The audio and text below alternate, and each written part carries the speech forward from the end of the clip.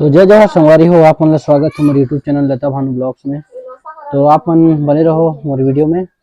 आज हम फोटोशूट कराया जा रहा था, तो आप मन वीडियो में बने रहो और देखते रहो कैसे कैसे फोटोशूट हुआ थे। और बस वीडियो की मजा लेते रहो, आप मन वीडियो में बने रहो। तो आप मन देखते रहो लता का करते, मैं जाता हूँ अंदर।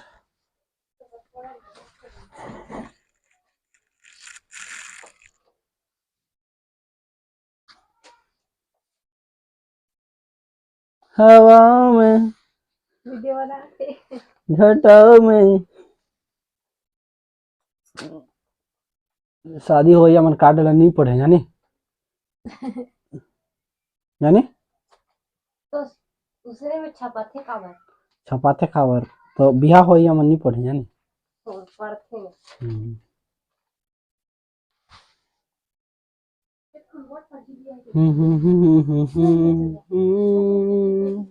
नहीं ये बोले थी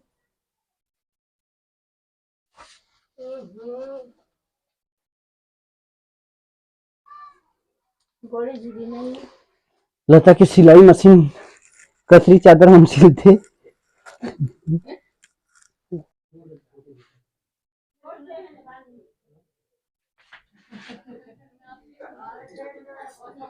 तो अभी आते हीरोइन अच्छी बात।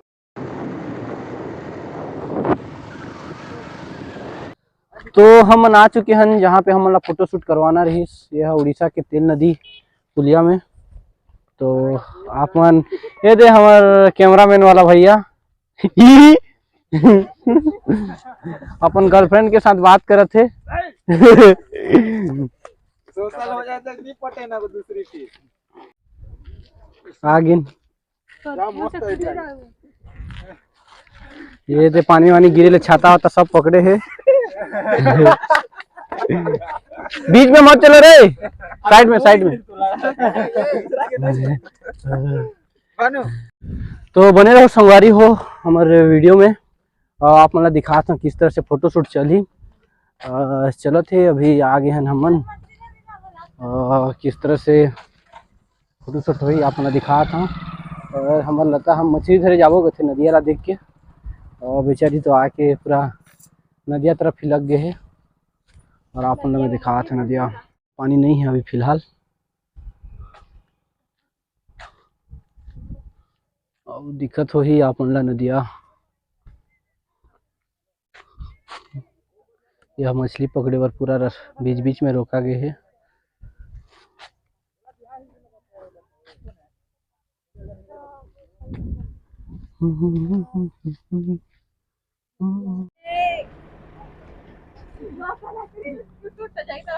पानी गिर ही ओकर बार छाता है कि फोटोशूट बार छाता है तो पूरा लगाया है, क्या क्या बोलते पता नहीं।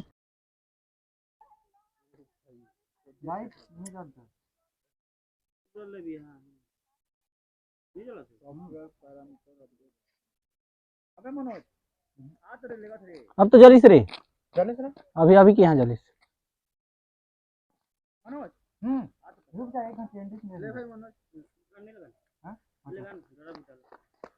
धूप पड़ा थे लेकिन अब फेस में दे।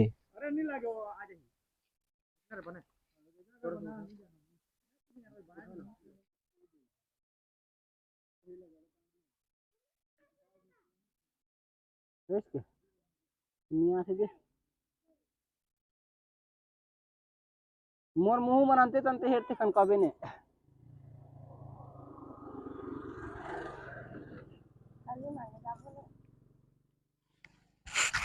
तो अभी चले रिकॉर्ड ऑन है ना।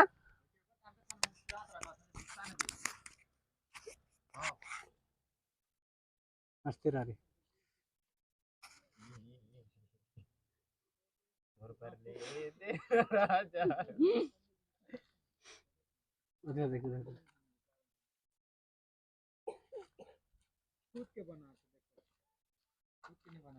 फोटो आई बट लाइट नहीं चलते देगा।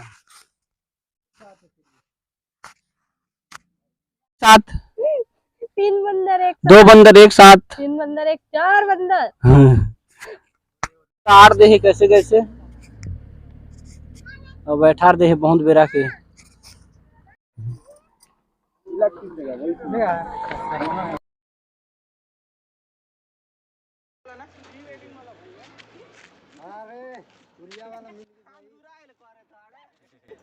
कोरा उठाता छे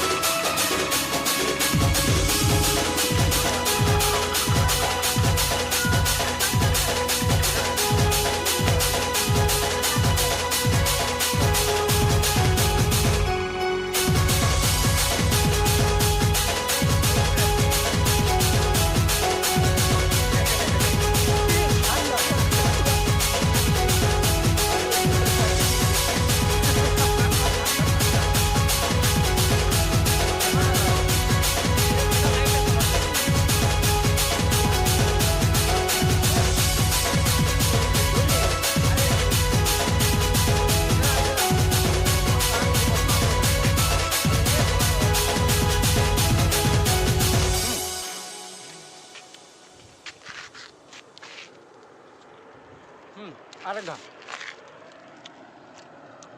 मुंह कोटा खुदने थे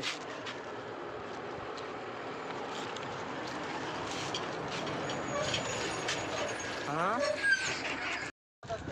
तो बस संगवारी हो इतना ही रही से आज के फोटोशूट। बने रहो वीडियो में, ओके लिए बहुत बहुत धन्यवाद। और ऐसे ही लाइक कर दो वीडियो ला और चैनल ला सब्सक्राइब करो।